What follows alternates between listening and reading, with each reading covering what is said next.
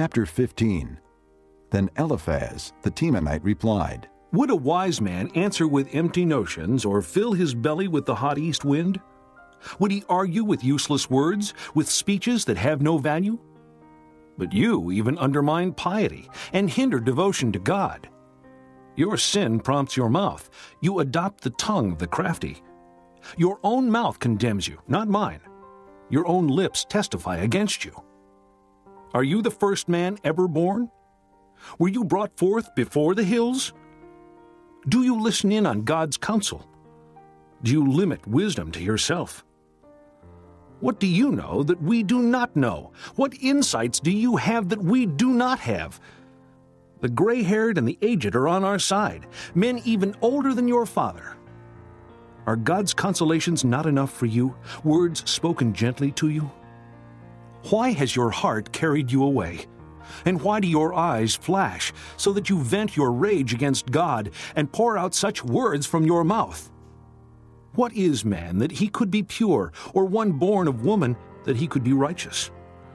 If God places no trust in his holy ones, if even the heavens are not pure in his eyes, how much less man, who is vile and corrupt, who drinks up evil like water?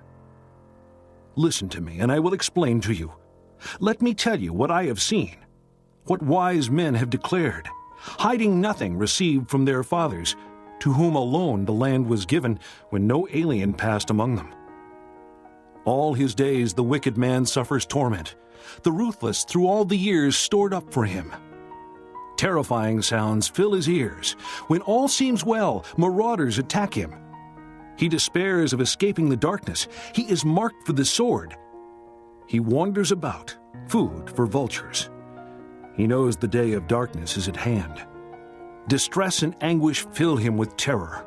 They overwhelm him, like a king poised to attack, because he shakes his fist at God and vaunts himself against the Almighty, defiantly charging against him with a thick, strong shield. Though his face is covered with fat and his waist bulges with flesh, he will inhabit ruined towns and houses where no one lives, houses crumbling to rubble. He will no longer be rich, and his wealth will not endure, nor will his possessions spread over the land. He will not escape the darkness. A flame will wither his shoots, and the breath of God's mouth will carry him away. Let him not deceive himself by trusting what is worthless, for he will get nothing in return.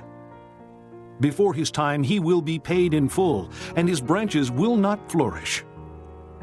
He will be like a vine stripped of its unripe grapes, like an olive tree shedding its blossoms.